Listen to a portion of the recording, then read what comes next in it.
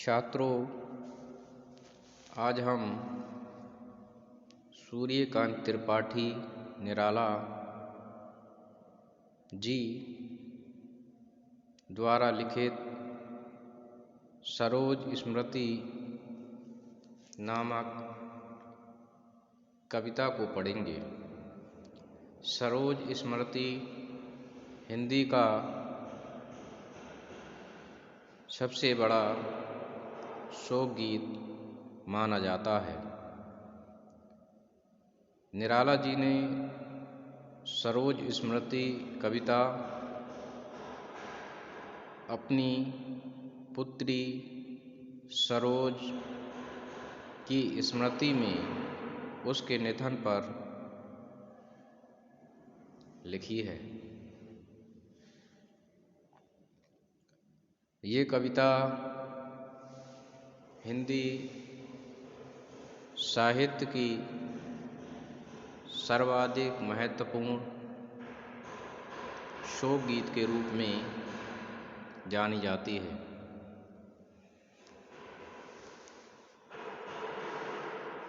आज हम इस कविता के विषय में जानेंगे। ऊनविंश पर जो प्रथम चरण तेरा वह जीवन सिंधु तरण,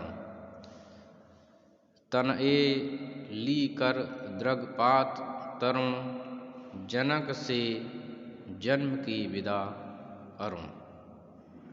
कि ऊनविंश पर जो प्रथम चरण, ऊनविंश अर्थात 19वें वर्ष के प्रारंभिक काल में, अर्थात 18 वर्ष पूरे करने के बाद 19वें वर्ष में प्रथम चरण, उसमें 19वें वर्ष में आते ही तेरा वह जीवन सिंधु तरण, अर्थात तेरा वह जीवन रूपी सिंधु यानी सागर से तरण माने तरना,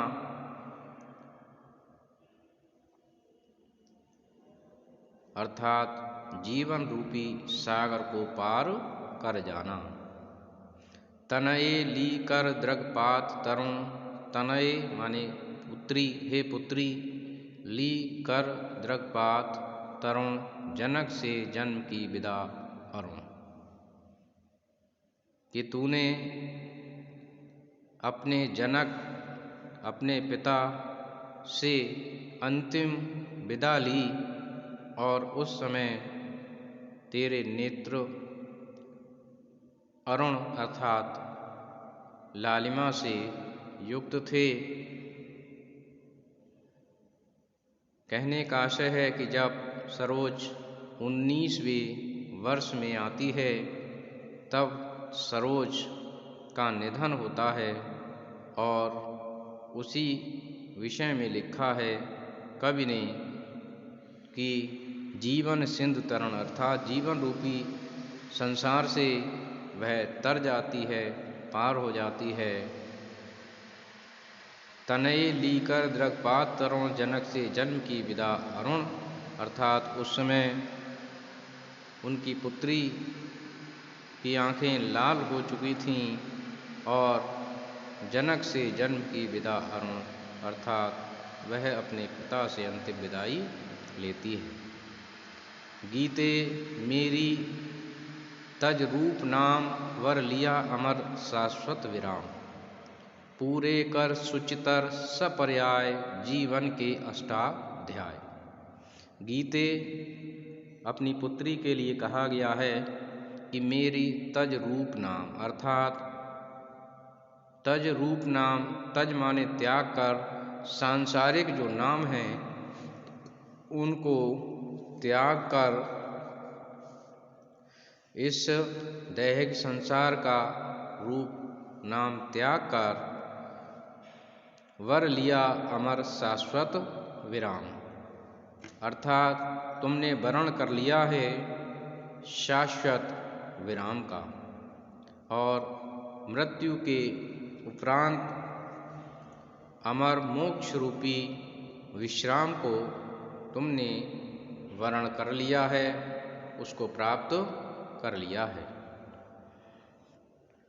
पूरे कर सुचितर सपर्याय जीवन के अष्टाध्याय, कि तुमने पूरे कर सुचितर माने पवित्र, सपर्याय जीवन के अष्टाध्याय। सुचितर माने पवित्र, जीवन के अष्टाध्याय अर्थात जीवन के 18 वर्ष तुमने पूरे कर लिए।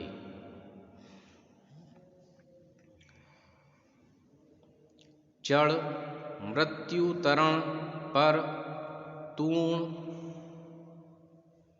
चरण कह पिता पूर्ण आलोक वरण करती हूँ मैं, ये नहीं मरण सरोज का ज्योति शरण तरण। चढ़ मृत्यु तरण पर तूण चरण, और जब 18 वर्ष सरोज ने अपने जीवन के पूरे कर लिए कि चढ़ मृत्यु तरणी, मृत्यु तरणी, तरणी कहते हैं नौका के लिए मृत्यु रूपी नौका, और तूण कहते हैं चरण, तीव्र चरण या तेज गति से, कि तूने 18 वर्ष पूरे होने पर चढ़ मृत्यु तरण पर तूण चरण अर्थात तेज गति से, त्वरित गति से तुमने मृत्यु रूपी नौका पर चरण रख दिए अर्थात उस पर सवार हो गई। कह पिता पूर्ण आलोक वरण करती हूँ मैं, और पिता से ये कहते हुए कि पूर्ण आलोक वरण अर्थात पूर्ण प्रकाश स्वरूप परमात्मा का वरण करती हूँ अर्थात मैं मोक्ष प्राप्त करती हूँ। ये नहीं मरण, कि ये मेरा मरण नहीं है, बल्कि मैं पूर्ण आलोक अर्थात पूर्ण परमेश्वर का वरण करती हूँ, ये मेरा मरण नहीं है। सरोज का ज्योति शरण तरण, सरोज का ज्योति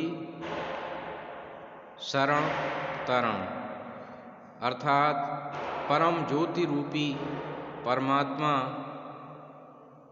की शरण में जाना, कि सरोज का ज्योति शरण तरण, कि सरोज परमात्मा रूपी प्रकाश की शरण में जाती है और वह कहती है कि मैं पूर्ण आलोक अर्थात ईश्वर के सानिध्य में जा रही हूँ, मैं उनका वरण कर रही हूँ, ये मेरा मरण नहीं है।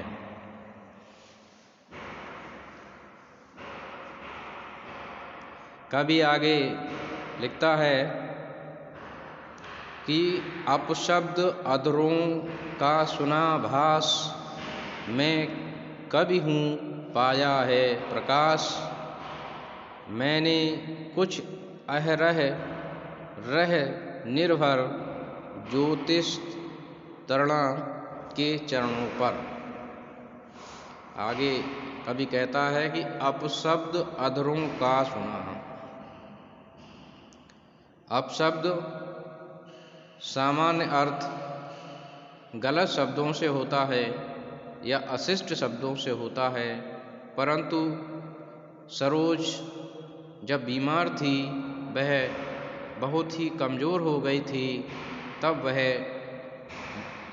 लड़खड़ा कर बोल रही थी। तो लड़खड़ाती हुई या कांपती हुई आवाज़ के लिए यहाँ अपशब्द शब्दों का प्रयोग किया है कि अपशब्द अधरों का सुना अर्थात कांपती हुई और लड़खड़ाती हुई आवाज़ कवि ने सरोज की सुनी। भास माने भाषा, आवाज़ को सुना। मैं कवि हूँ पाया है प्रकाश। आगे कवि कहता है कि मैं एक कवि हूँ और मैंने ये प्रकाश पाया है। मैंने कुछ अहरह कर निर्भर, अहरह कहती हैं दिन रात के लिए, और रह निर्भर लगे रहकर, ज्योतिष तरणा अर्थात ज्योतिष तरणा माँ शारदे अर्थात सरस्वती को कहा जाता है कि ज्योतिष चरणा के चरणों पर। कवि कहता है कि मैंने जो कुछ भी कविता करना सीखा है वह सब दिन रात माँ शारदे के चरणों में रहकर उनकी सेवा करके ही सीखा है। कवि आगे कहता है कि जीवित कविते सत सत जर्जर, कि जीवित कविते सत सत जर्जर, छोड़कर पिता को पृथ्वी पर तू गई स्वर्ग, क्या यह विचार, जब पिता करेंगे मार्ग पार, यह अक्षम अति तब मैं सक्षम, तारूंगी कर ग्रह दुस्तर तम। आगे कवि लिखता है, बताता है कि जीवित कविते सत सत जर्जर, कि जीवित कविते कविता के समान सजीव पुत्री, सत सत जर्जर सैकड़ों बाणों के आघात से जर्जर अर्थात सैकड़ों दुखों को सहन करने वाली,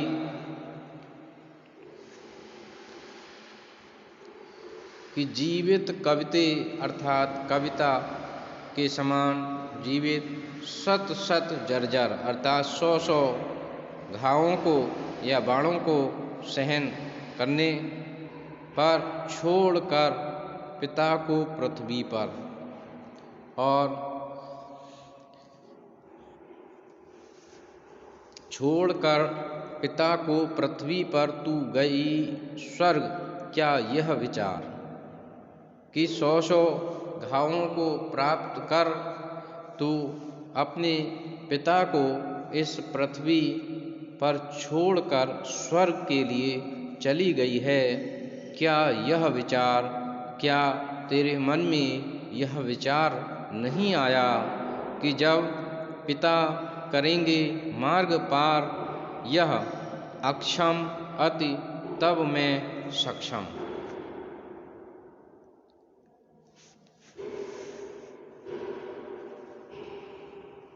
कि जब पिता करेंगे मार्ग पार, जब प्रिय पिता जीवन मार्ग पार कर उधर आएंगे और अक्षम अति अत्यंत ही निर्बल होंगे, तब मैं सक्षम, और तब तुम सक्षम किस प्रकार से, तारूंगी कर ग्रह दुस्तर तम अर्थात पार कराऊंगी, कर ग्रह हाथ पकड़कर, मृत्यु मार्ग का घोर अंधेरा, कि तुम किस प्रकार से मृत्यु मार्ग से अपने बूढ़े पिता जो कि अत्यंत जर्जर हैं उनके लिए किस प्रकार से सक्षम होगी, किस प्रकार से दुस्तर यानी कठिन, तम माने अंधेरे से पार करोगी। कहता तेरा प्रयाण सविनय, कहता तेरा प्रयाण सविनय, कोई न अन्यथा भावोदय, श्रावण नभ का स्तब्ध अंधकार, शुक्ला प्रथमा कर गई पार। प्रयाण कहते हैं निधन के लिए, मृत्यु के लिए, सविनय विनय के साथ, कोई न अन्यथा भावोदय, इसके अतिरिक्त अन्य कोई भी भाव परिलक्षित नहीं हो रहा था और स्तब्ध अंधकार अर्थात घना अंधेरा छाया हुआ था। कि कहता तेरा प्रयाण सविनय, कि तेरा जो निधन है वह इस बात को बता रहा है, इसके अतिरिक्त अन्य कोई भाव नहीं बता रहा है। कि श्रावण नभ का स्तब्ध अंधकार, नभ आसमान का घना अंधकार बता रहा है। श्रावण शुक्ला प्रथमा कर गई पार, अर्थात श्रावण मास की शुक्ल पक्ष की प्रतिमा तिथि के लिए तू इस संसार सागर को पार कर गई। तो मैं समझता हूँ छात्रों कि आपने इसको समझा होगा। धन्यवाद।